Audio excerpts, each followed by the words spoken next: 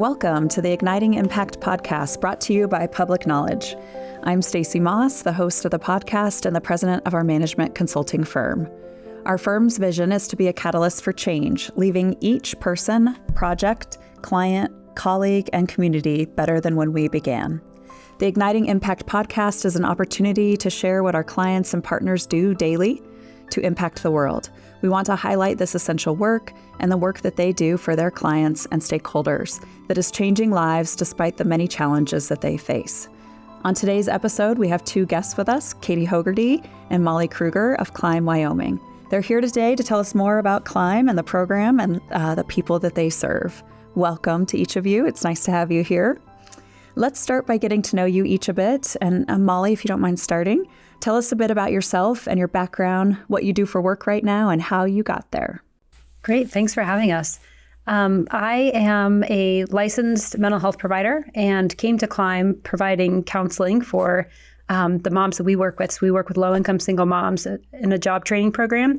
And pretty quickly after I started at Climb, became the Cheyenne program director. And so I did direct service work for about 10 years. And then over the last 5 have really transitioned into a leadership role. So I'm the chief operating officer at Climb Wyoming and have a unique blend of mental health background, but also passionate about the operations of Climb and just making sure that we're doing the best we can to serve participants in a way that really helps them find long-term success. Awesome. Thanks. Katie? Yeah, thank you, Stacey. It's really nice to be here to have this conversation today.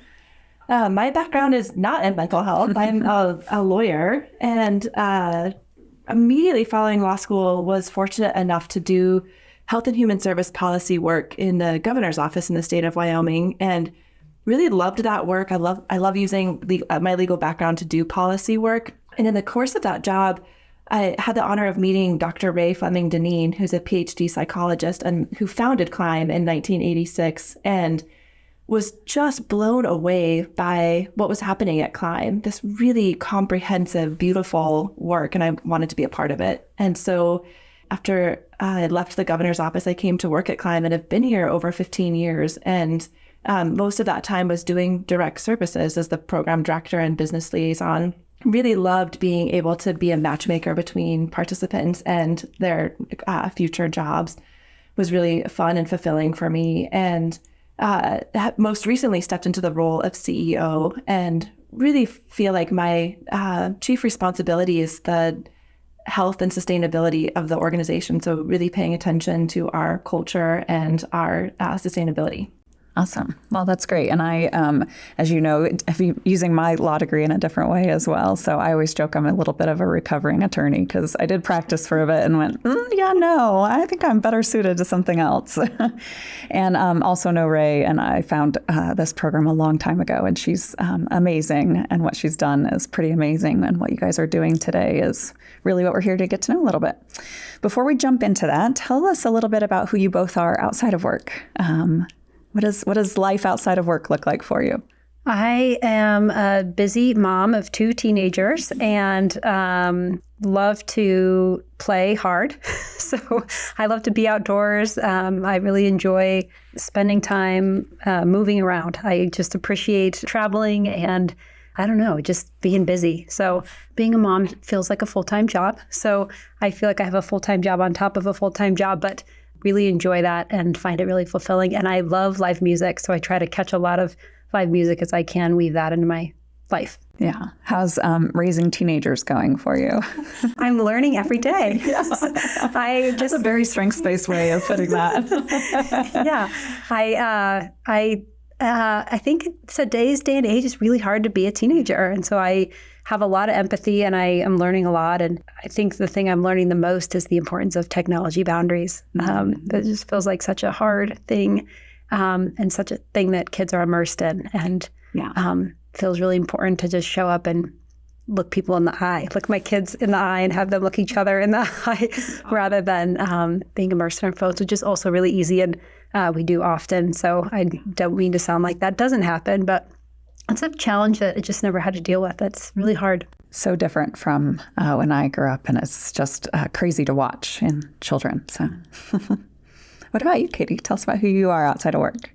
When you asked that question, what was front of mind for me is I think I'm an instigator. I like to instigate fun, and I like to instigate coziness and adventure. I really value community, and I love to build community wherever I go. And so I think I try to be really actively involved in the Laramie community. That's where I'm based out of and have been there for 20 years. And so I just really value instigating friendships and instigating meals or instigating runs. I just like to play. I really value play. It makes this work that we do, which is so hard, a little bit easier to have a break at the end of it. And I just like to be as involved as I can with my dogs, with my friends, with my community, and my extended family. My people are just so important to me. Good. I miss the Laramie farmers markets. I used to actually go every Friday. I miss them a lot. Are they still downtown? Yes, they're old. They're it's amazing. It feels really middle-aged to say that one of my favorite social activities right now is the farmers market. But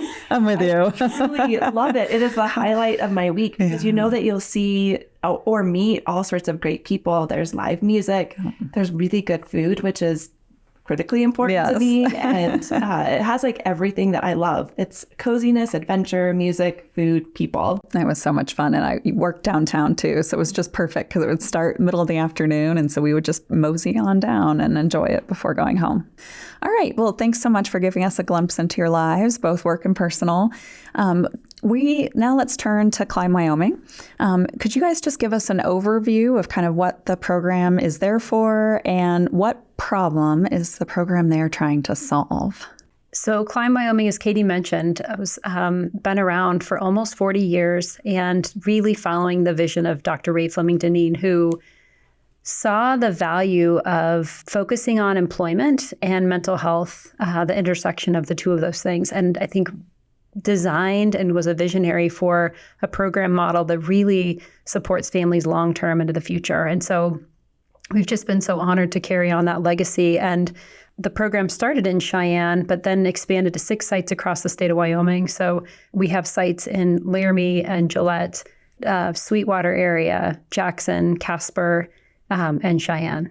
And if people aren't familiar with Wyoming, there's a lot of highway between those locations. And we have moms that will commute 100 miles to the program to get training. And so we offer short-term job training, really based at a field that is whatever the local economy is demanding. So if there's really strong need for short-haul truck drivers or construction or medical professionals, we'll put that training together with either the local community college or a local training provider. And it's short. It's 6 to 8 weeks is the training time period. And then after that, we place moms in jobs. And so throughout that process, they're also getting group and individual counseling, which has really helped building their executive functioning and supporting them with long-term skills far into the future. So that's an overview. Katie, what would you add?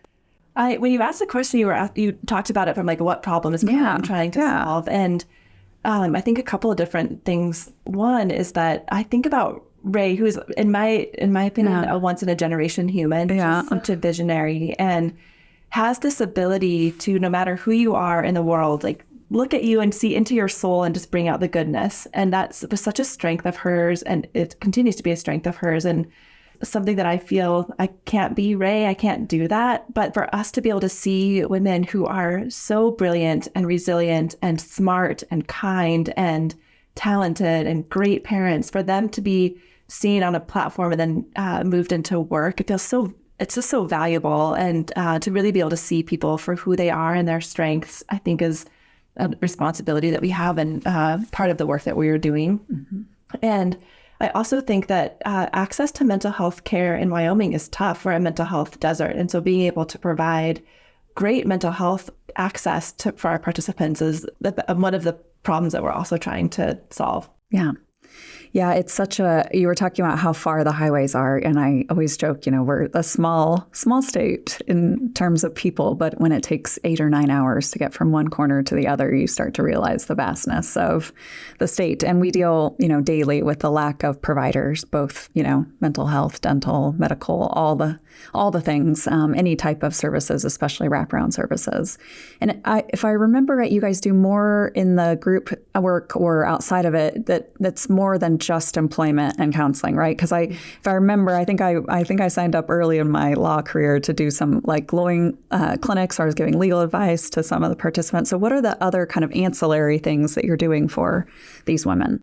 Yeah, and I wanted to also, when we think about the problems we're solving, moms that come to Climb haven't had an opportunity to either further their education, or they may have been stuck in a job that they couldn't get to the next level, whatever that means, for lots of different reasons.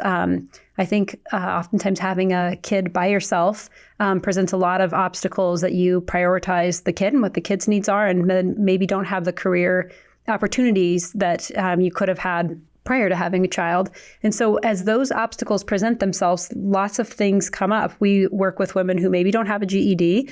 Maybe they've had some problems in their life in the justice involved type of way, and a way that we want to support them. How do they get the help that they need? And do they understand what's on their criminal background? They maybe have had some, been in trouble as a child and have some things on their juvenile record that they don't know how to talk about, or if they need to talk about them, or if an employer even has access to that sort of information. And so we work really hard to listen to the women that come into the program, hear what their needs are, and then support them with a plan to kind of walk through how to advocate for themselves. And in that process, they might be connecting to really important resources. Department of Family Services offers really great services, whether it's food stamps, referrals to just food bank in general, support with legal help. They might need help with healthcare. They might not have any resources to get the healthcare that they need, or dental care. So we really look through the lens of what's going to help this mom get to work and stay at work. And there's a lot of things that fall under that umbrella. So we don't really have a restriction about what those services are, but our goal is really to connect moms back into the community, to find the resources that are there. And if they don't exist, then we figure out how to problem solve that with them, which might look like calling somebody like you to say, hey, can you help us in this situation? If a clinic doesn't exist or isn't available, we use a network. I think part of what the group model of Climb, so women go through in 10 to 12 women at a time, and there's so much value in them learning from one another. And then we also really value the communities and learning in the community what resources are there and how can we utilize those to really support each mom and what her specific needs are. So very holistic, very individualized, it sounds like. And then because they're going through together, I'm assuming that there's some sort of support that they're giving each other as well, and some relationships that are occurring in those groups. Yeah, absolutely. I feel like the part of the magic of Climb and what the beauty of what happens is women connecting with each other and seeing each other as experts and really learning from each other, really being able to trust each other and rely on one another when they need support, or they need extra childcare, or a ride to work, or just another head in the room. They growing their social capital is really part of the beauty that what happens. And it's really not uncommon at the beginning of program for women to say, man, I've never trusted a group of women before, and this feels really intimidating, and I don't know what to expect. And by the end of orientation week, or the end of their first few days together, thinking, wow, this feels really good. This feels like I've never experienced anything like this before. And so that feels really, I think we can all relate to what that feels like when you're in a group setting and when you learn that you have more in common with other people than you have differences, and just how comforting that is to be in a group and to know that you're not alone. Yeah, that's really great. So tell us a little bit more about how you're organized and kind of who your stakeholders are, and kind of who you work with day to day. What does it look like at Climb Wyoming? As Molly said, we're a statewide organization, and we have 6 sites across the state with about 35 staff. Our stakeholders feels a little bit everyone, say everybody, but we really rely on each individual community to make this work. So our programming is really hyper local. We focus in each individual community on where the jobs are, what training's necessary, what could be part of the solution that the industries are looking for, and we want to be a part of that. So a concrete example is our truck driving training in Rock Springs. It might look really different from a truck driving training in Laramie, or a CDL training, because the jobs are different. And so while we're helping participants get the training they need to get that certification, it's really based on what jobs are there. So we rely on community members, business leaders, government leaders, employers, life skill speakers that Molly was talking about, lawyers, dentists, medical providers, bankers, people that just have different expertise that really support moms in their learning and addressing barriers. So I'd really like everybody. Yeah. And we're privately and publicly funded. And so we rely a lot on we have a strong partnership with the Department of Family Services and utilizing some federal funding that flows through them to really have effective outcomes throughout the state. But we've also, over the last 10 years, worked really hard to build our private fundraising because it's really been part of our sustainability strategy to, if we have federal funding cuts, when we have federal funding cuts, to have private fundraising to really support the infrastructure of the organization is huge. And then one thing I just would add that I think's been really instrumental in the success of Climb is that as participants go through the program, we ask a lot of questions as they're leaving about what could we have done differently, what worked, what didn't work, what are they walking away with? And then we also have a structure with graduate lunch our graduate support, where we're in contact with our participants for a couple of years after they go through the program. We also host a graduate lunch monthly at each of our sites, which is a really great opportunity for us to continue to learn from the participants and families that have gone through the program to know, is what we're doing working? If it's not working, what do we need to change? And every situation's so different, but I think that just thinking about the moms as stakeholders has been really kind of key to our mission and our success. Yeah, that's great. And I think, I've spent my career in child welfare and domestic violence and the Medicaid space. And, child welfare right now is, making this huge shift to try to get to primary prevention. And how do we keep families from entering the child welfare system at all? Because as we know from the research, right, most of those families are in there because of poverty issues or employment issues or housing issues, one of the top three. But I think what's so great about Climb Wyoming is it is a way of doing that primary prevention, but really kind of focused in on one group of people, right? And I think it's been fun. And you guys have been around for so long, so it's nothing new. Right now they're trying to find all these new programs. And there are programs out here that have been around doing it for a really long time. And one of them is Climb Wyoming, which I think is such a cool thing to see in the communities.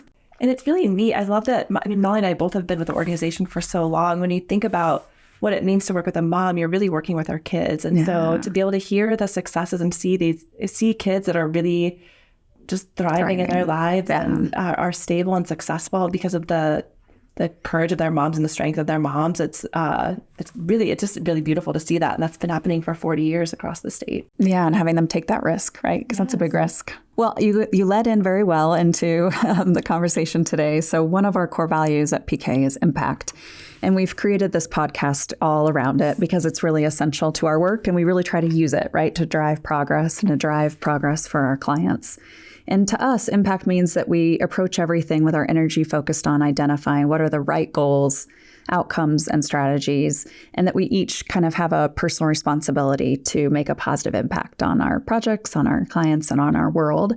So if you look a little deeper at Climb Wyoming, and you guys talked about this a little bit, but what impact do you hope to have and on whom? I love your focus on impact. It's actually one of the pillars of our strategic plan as well, because I think it really centers us in no matter what our goals are and what we're working towards, how are we having impact and how do we make sure that impact continues? And so I think one of the things that we have learned as moms come into the program and then become graduates, we hear all the time from them about, clearly the job is really what was key as far as having more money, which then I think reduces a lot of barriers.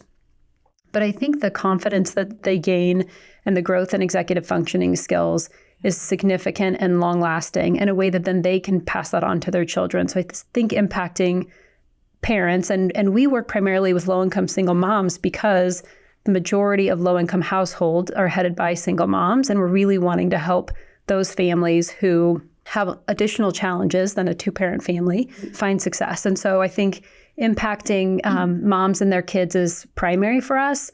But I also think that we're passionate about changing the conversation about poverty. I think there's a lot of assumptions about how people get to poverty or, why is somebody a single mom in the first place? And I think that we've worked with so many moms and they have been such an inspiration for our own learning and growth and knowing that they ended up in the situation they're in, oftentimes no fault of their own. And there's a lot of systems in place that don't necessarily offer a lot of support. And so how can we meet them and understand them as humans, and then really help them get to a place where they have just as good a shot as anybody else? And having a mental health component of the program and understanding how trauma of poverty really impacts somebody's brain, I think is really significant, and then helping people understand poverty in a really different way than it being circumstantial or because of decisions. And so I think we're passionate about really understanding how executive functioning can grow through skill building, through structure, through group work and emotional regulation that really changes the trajectory of somebody's life. And that feels more of an important conversation to have about poverty than blame or questioning people's decision-making, which not everybody's doing. But I think in general, it's an easy place to go to when maybe you're not understanding how families might be in poverty. Yeah, I think that's very true. And you said there's an impact on the kids as well, right? Yes, it's a tangible and profound impact. And one of the things I've learned through my time at Climb and through Ray and through her brilliant vision is that how we do this work, which is what Molly's speaking to, is as important as the work that we do. And so having a very strong culture that promotes congruence between how we work as staff and how we work with participants, but through equality and inclusion and curiosity and courage, feels really important, that we're not asking participants to do anything that we as staff aren't willing to do. So we're asking moms to do this great emotional, mental labor. We're asking staff to do the same thing and grow their own self-awareness and courage to be able to talk about that and promote that. I feel a deep responsibility to promote that culture. And that's really hard. And I can see it. I know the impact that's had on my life, being able to enter into conversations from a different lens, or I'm hoping that helps me be more curious or more courageous, and just seeing the ripple impact that I know that's had on staff in terms of healthy relationships. I know that I witnessed that with participants and their children all the time. And so when I think about impact, I think it starts with each of us and each individual interaction that we have and how we choose to show up in those interactions. Yeah, and I would imagine you're having an impact on the community as well, and probably the employers who end up with, the graduates in their offices. I think about this a lot because we've worked with about 12,000 moms and 25,000 kids over the last 40 years, which is gosh. That's a lot. That's a lot more than I thought. It's about Wyoming's third or fourth largest community of those people together in one place. And through this work, I have the opportunity to travel all across the state. And I think all the time, like, man, I can't even imagine what this community would be like without, hundreds of women in this community who are thriving in their careers, who are integrated into the community, who are strong parents. Like, that impact it's tangible. It's so real. And that I don't have the right words to talk about the difference I know that Climb has made on the state of Wyoming and the impact that participants are making each and every day in their communities. Yeah, we talk about like the ripple effect of, just one person, right, who's raising their self-awareness and not eking their trauma out on other people. And that like affects, so many other people because of how they show up every day. So it's very similar. Tell me how many participants again? I did not know it was that high. 25,000 of their children. Yeah, that's amazing. That's great. Okay, well, this year's theme for the podcast is generating and using evidence or data to drive impact and drive change, which I'm sure you guys have lots of experience in. So we've talked about kind of what you hope to impact with this work. Let's look a little bit about what you're looking at to show or track success and to show success. Are you using data kind of daily, weekly, monthly, yearly? Like, what does that look like at Climb?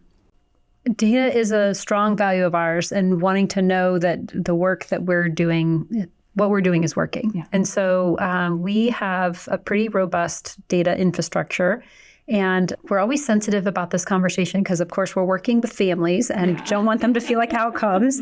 And it's so important to have data to then be able to demonstrate, is your model working and how is it working? So again, our visionary, Dr. Ray Fleming-Deneen, really understood why and how outcomes were so important. And so we are assessing a lot of mental health data to really see where moms are when they come into the program. We use that data throughout the program to support mental health providers and their work with the participants. But then also in a post-assessment to really see what's changed as they exit the program. And we're able to see pretty significant changes. So we also are tracking executive functioning data, where participants in their executive functioning when they come in and where are they when they leave. And I think something like 71% increase in executive functioning. And I think we're close to like 50% of decrease in symptoms to anxiety and depression when women are leaving the program. So that's on the mental health side of things. But we also track data connected to wages. What is the wage when the mom enters the program? What's the wage when she leaves the program? And we're able to demonstrate that 2 years post-program, the mom has still doubled or tripled her wage, which is significant. It hasn't just happened in job placement right after the program, but that wage is maintained 2 years post-program is really significant for that mom and families. And can I just underscore that the program is 12 weeks start to finish? Yeah, I was going to come back to that. I'm like, tell me again how much, because you have a very short period of time with that much change. That's pretty amazing. It's so significant. Yeah. I think about all the counselors across the country that would be really grateful to have a 50% reduction in those symptoms after a 12-week. Yeah. Or maybe, after 3 years, not just 3. Yeah, that's a short period of time. Exactly. And we also have done a lot of work in partnership with the Department of Family Services around a couple of data studies, really looking at what's happening to the benefits that families are using. So if they're using food stamps or they're using childcare assistance, we can say conservatively that since we started, we've saved the state of Wyoming roughly $120 million in cost savings and reduction of services. So we see moms really utilizing food stamps and childcare assistance as they come into the program. And we then, as they get a job and then are making more money, they don't qualify. So then they're reducing those services, which is not easy. It's very hard, and it is a really hard transition. And we really try to be a support for moms in that transition so that they can get through that and then hopefully continue to increase their wage so that that's really sustainable for them. Yeah. And I mean, that return on investment for the agency, and kind of helping provide some funding for the program, but then saving money on the back end through the services is pretty amazing. It's great. How did you guys decide what to track or what to look at or what data? Like, how did that occur? Was it something that you walked into or that you created?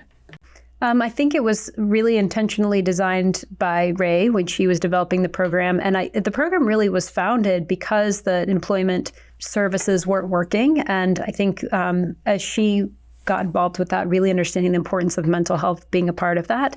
And so I think she knew that sustainability and funding really was the best approach to get there would be having strong outcomes. And so she identified pretty early on what to track. And then we have pretty much done that since the program was founded. We had a shift in executive functioning data that happened in about 2014, maybe, where we really wanted to look more at, we could tell more change was happening the way we were capturing. And so we kind of did a deep dive into our data and then really found that we were doing really specific skill building throughout the program. And with that was coming some pretty significant outcomes. And it wasn't being captured well. So we did a couple different tests, and we actually created our own assessment with the help of a PhD psychologist, Dr. Anjali Nandi, who really helped kind of fine tune what she knew the program was doing and the change that was happening. And so now we're in a data collection period where a couple years post having created that, where we're really seeing strong outcomes and capturing this change that we knew was happening that we hadn't seen. So we've tweaked it along the way, but for the most part, I think a lot of what we've been collecting has been pretty standard since the mid-'80s.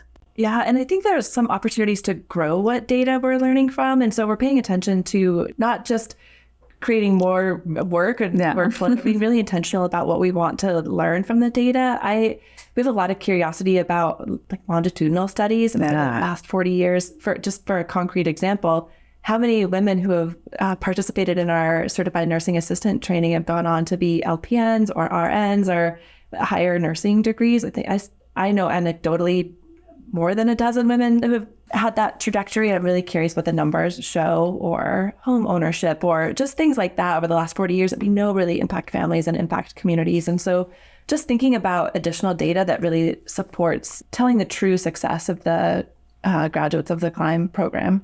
Well, and I think if they were in the program 40 years ago and had kids then, those kids are adults and might have kids. And I think looking at that generational impact would be, I'd be super curious. Like post-secondary education for graduates. Yeah. Or does participating in the Climb program impact the wage of progression of their children? I think there's just a lot that we can learn. And so wanting to go slow to go fast in that area, because it want to get the data and get it right and not burden staff, not burden graduates, and thinking about the possibility of our 40th anniversary coming up in a couple of years and being able to really tell a long-term story of the impact.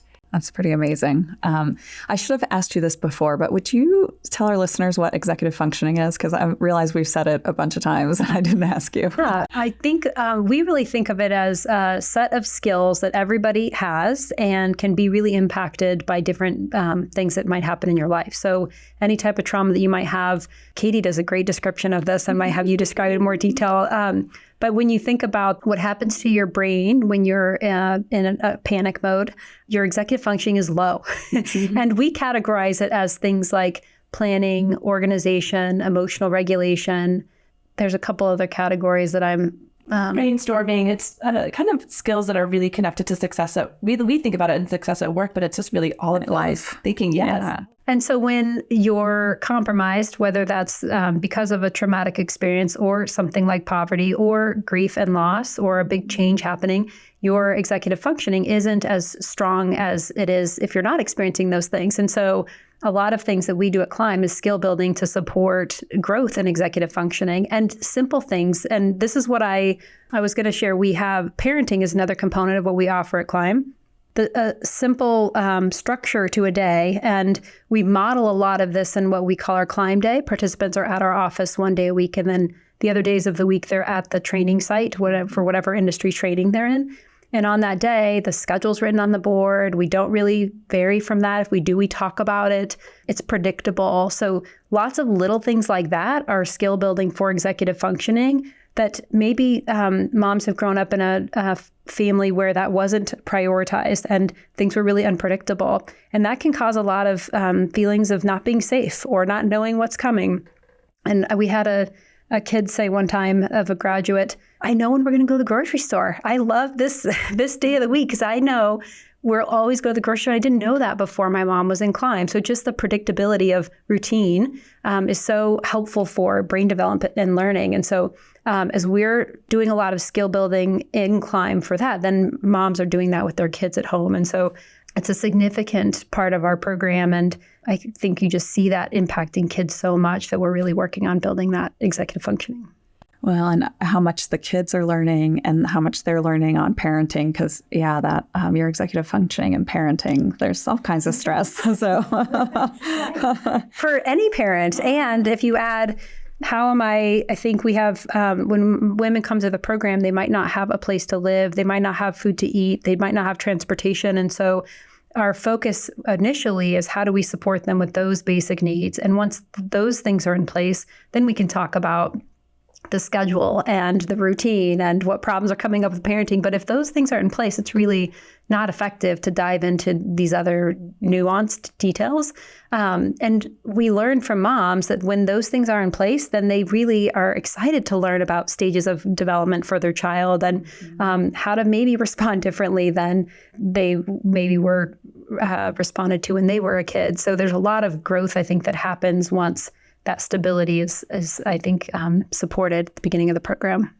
You described that so well, Molly. And I think the only thing I would add to that is just, it's so relatable, right? Like when you're at the words that come to my mind are fight, flight, or freeze. Like and all of us can experience that. All of us lived that during COVID. And sometimes on a daily basis when you're, I experienced this morning as I was late to a meeting coming from Laramie to Cheyenne, and my gas was empty, and you don't make great decisions, and no matter who you are. And you'll hear psychologists and therapists say all the time, don't make a major life decision after a divorce or after a major loss, because we know that we're not connected to great executive functioning. It doesn't matter if poverty really impacts the brain in that way, but we all can relate to struggling at work when you're struggling in life. And so really following that structure to creating safety through structure and relationships means so much for everybody, for every human. Yeah, I was going to say we talk about this a lot internally with our team because, if something big and major and traumatic is happening in your personal life, you're not showing up at work like you normally do. And if you're not telling people what's happening, then people are like, they assume a lot of things. We talk about the stories that we tell ourselves about other people. And so, we work really hard on vulnerability and, it's safe to say, hey, I'm really struggling and here's why, my dad's in the hospital or this happened with my son today, so that your coworkers can see that, right? And have empathy for it and be able to like adjust to it and pick up the slack or do what needs to get done. So I think seeing that, relating to it, knowing that happens all the time, and then thinking through how do you learn, how do you stay employed when you have all of that happening in the background? And not taking for granted how hard that is, right? Like we are in a culture where it's really hard to ask for help. Yeah. Being vulnerable is hard enough to do with your friends, let alone your workers. And so I don't want to take for granted just how helpful that is and the impact that has. And we ask participants to do that and ask ourselves to do that and how hard that is. And so building safety wherever you can and making the covert overt and making expectations and modeling that as leaders so that staff can also feel safe and asking for what they need. It's just really hard. Yeah, it is very hard. And I love to use that example because as we struggle with those sorts of things and our staff struggle with those sorts of things, we're also trying to name for participants these kind of hidden norms of a work culture. Yeah. And so if it's not named in your work environment that you say, hey, I'm having a rough day, so if I'm really short with you, don't take it personally. I just have a lot going on at home. It's hard to know that that's an okay thing to do. And maybe it's not. Hopefully it is. But that's really different than, let me tell you all about my struggles from this morning, which takes a half an hour to explain. So that's a hidden work norm that if you didn't grow up with anyone telling you that or demonstrating that, you wouldn't know that. And so the value of the group is so powerful, and we practice a lot of those things. So we really think about group as an environment where you can practice a lot of what the work skills or those work norms might be, and having hard conversations with your group member that's driving you crazy because she's talking about all the details of her morning and you have all these other things you want to get to. So anyway, I just wanted to connect the dots between the realities of the struggles we all have and then trying to be really overt about the work norms that happen so that participants are learning those so that they go into work on a more even playing field. Well, and I love the practicing because we do that with leadership training and team training too. It's, like little practicing labs, right? And where you could try giving feedback, you could practice appropriate disclosures, like what level I'm going to be talking about this traumatic event so that I'm not sharing way too much. So I love that that's a part of the model. Well, tell me a little bit more about the successes of Climb. So I know you said, 50% improvement in mental health, 70% improvement in executive functioning. You talked about wages. What else? Are there any other kind of successes that you would like to highlight? It's hard not to go back to the impact conversation and just thinking about how much stronger the state of Wyoming is and how much stronger communities are because of the courage of Climb's graduates and participants. So I don't know what you would add to that, but we could talk about numbers and statistics, and we have 40 years to demonstrate that. And at the end of the day, I know that our state is brighter and stronger and more resilient because of the work that Climb's doing and the work of the participants. Yeah. One of the things that I get really excited about in kind of a nerdy way is the infrastructure of Climb is run more like a for-profit business than a nonprofit in the way that our operations exist independent from the direct service work that our staff are doing at each location, so that we don't want our director who's working with moms walking in the door to think about writing a grant, or how she's going to get the IT figured out so that we can get a computer to a mom in a really rural location. So we have a home office operations set up to really run the operations of the organization, and then the direct service staff really valuing their time and expertise and being the face and the people that get to work with moms on the ground. And so because I'm a dork about the operations, I think we have a pretty sophisticated funding structure. So we have figured out ways to have braided funding with TANF and SNAP ENT funding, which is very complicated and very complex. And I think we have a very sophisticated allocation system behind the scenes, really supporting every detail of how we're spending money. And then also have really figured out how to supplement that with private fundraising. So I think I always celebrate the success of Climb and just our fiscal sustainability, because if that's not there, we're not existing. And it's been really complicated to figure out. And I really like being able to partner with government entities, and we might have the resources to solve some problems they might not be able to solve. And so thinking about how do we partner together to solve problems that we might have a little bit more resources or flexibility to solve because we're a private nonprofit. And that feels like a really great solution. And we're kind of always advocating for understanding what's happening with different government agencies so that we can be a little bit more of a support in solving some complex problems. Go ahead. I would love to rethink what it means to be a dork, because you're so good at your job, and your systems brain as a therapist is so valuable to the organization. So I love your strategy, and don't think it's dorky, but it's worth it.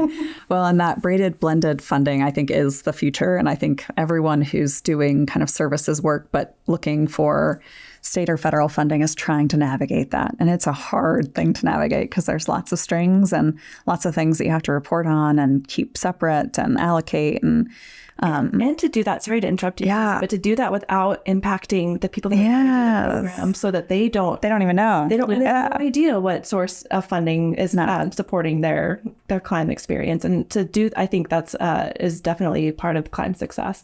And so a part of that, I think, has been I think we know we have some best practices, and we know we have a responsibility to share them. So I think whether it's regionally we've been in a lot of SNAP and TANF conversations regionally and nationally, really talking about our program design and our program model and our funding infrastructure.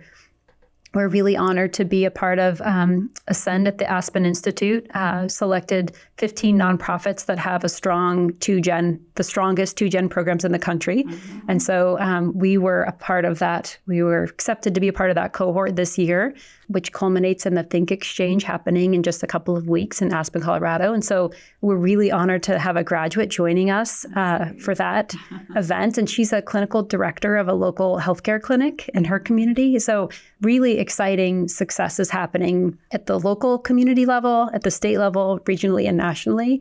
And I think I can speak for Katie in saying our favorite stories are still the graduates that we know or see or are just sharing really cool things that are happening in their life, or that their kids went to college, that their kids have different opportunities that they never thought they could have. I get really excited to hear moms just say, like, I didn't even know I could think about what's next. I didn't even know there was a thing that could be next. And now I know that. I'm so excited to think about where my career is going to go. And that's so, I feel so honored to hear that and to be a part of that. And offering more families that same opportunity feels like a really important responsibility. So the graduates come back for lunch. What else? Do you guys have any other interactions with them that are kind of planned or part of your programming or planning for the future? Well, I think what's really cool is that they're so integrated in the community. A lot of the interactions aren't planned. They just kind of happen as well. There's a couple nonprofits that I'll be working with, and then a graduate was placed in a job there or has moved through different parts of her career, and now she's a community partner and business partner of ours. So, but formally, we are connected to graduates every 3 months for 2 years as we just check in, how are they doing and do they need any support? And we are asking some data questions in that process to really see what's happening for them and what's changed. But my hope is that it really sounds more like, how's it going? But so that infrastructure, I think, has really helped give us a lot of information about if our program's working, and also just where families are at as they move through the next couple of years after the program. What about lessons learned from the data or from, the experiences that you've had in the programs and with the mothers? Anything that you would share with the audience if they're thinking about embarking on something similar or working with families?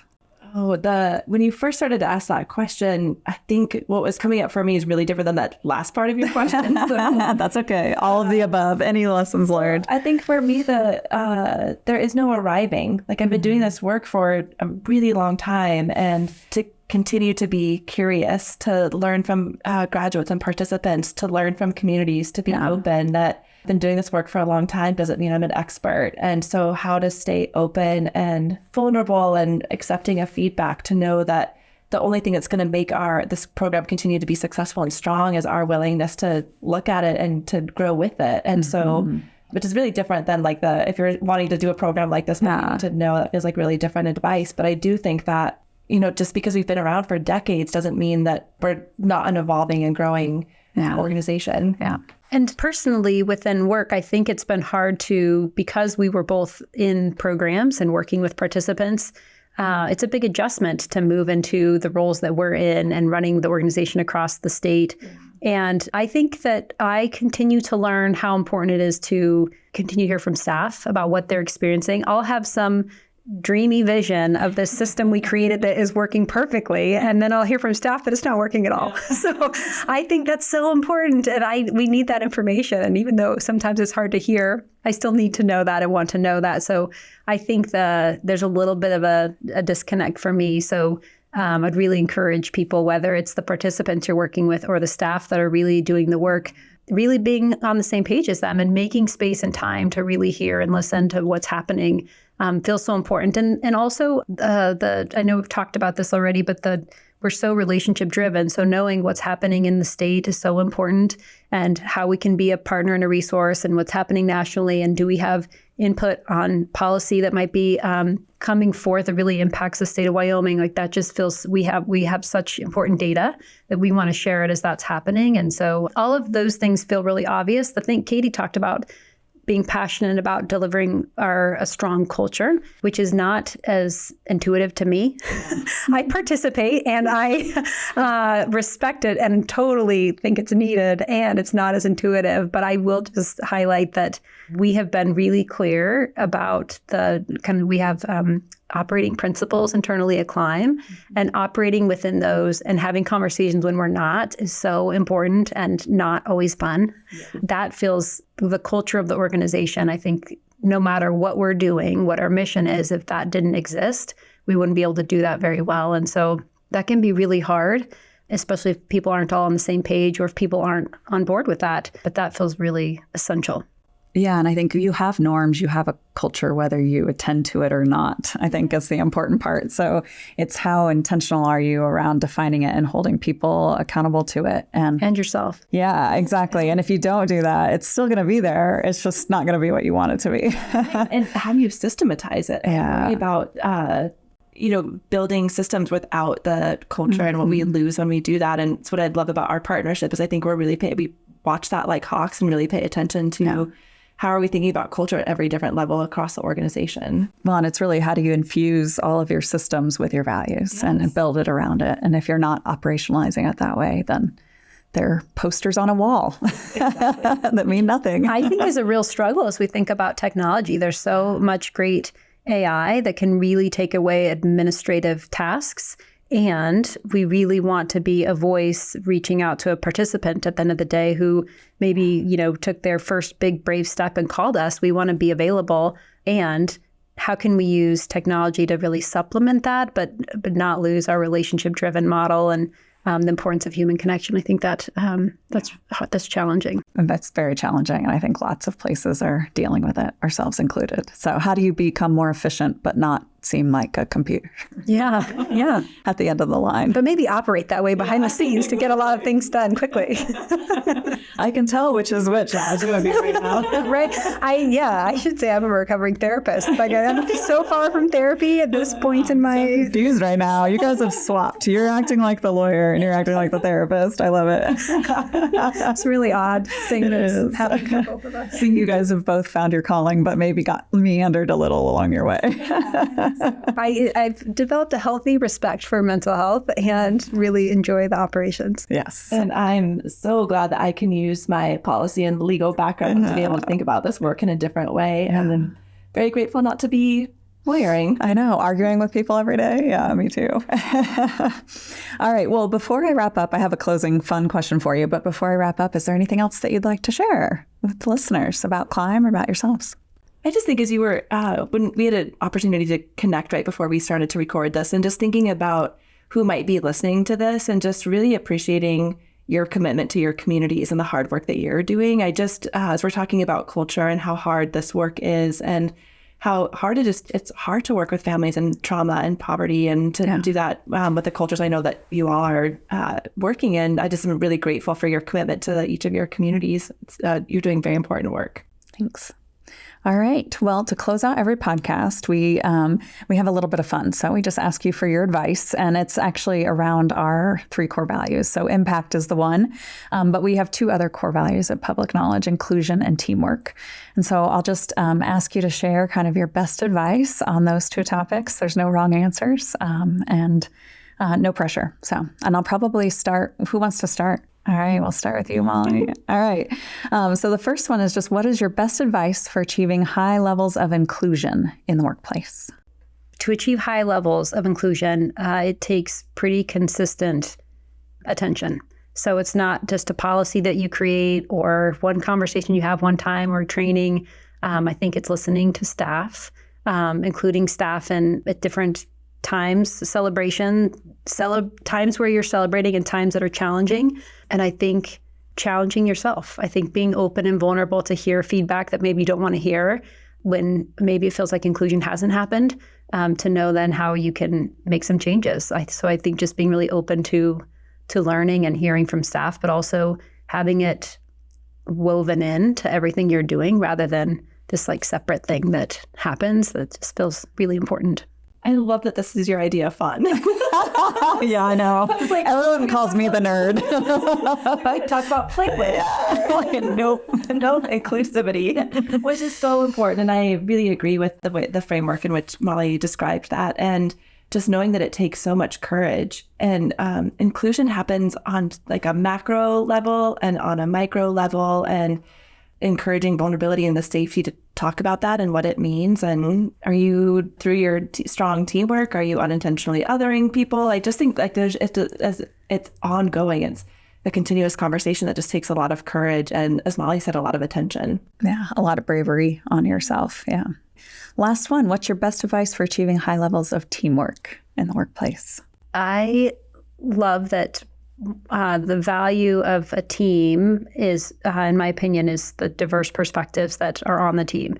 And so making space for that. And I love that as I think about our organization, we have some people who their idea of fun is really different than others. And some need time alone and separate. Some need time together and as a community. And it's just so different for everybody. And so thinking about, again, like listening to the staff to understand what's important to them. And then I feel like I'm just full of dorky answers, but we use so many tools internally to get really clear about roles, because I think so many things can get lost in role confusion. And so really getting clear about what each team member's role is and isn't, and when you're out of your role, and being open to feedback, even if it's somebody giving me feedback that I'm out of my role. I just so value that, because that's not where I want to be, and that's not what the organization needs. So pretty open communication on a team to really allow for trust and this kind of building of camaraderie and clarity. I think that really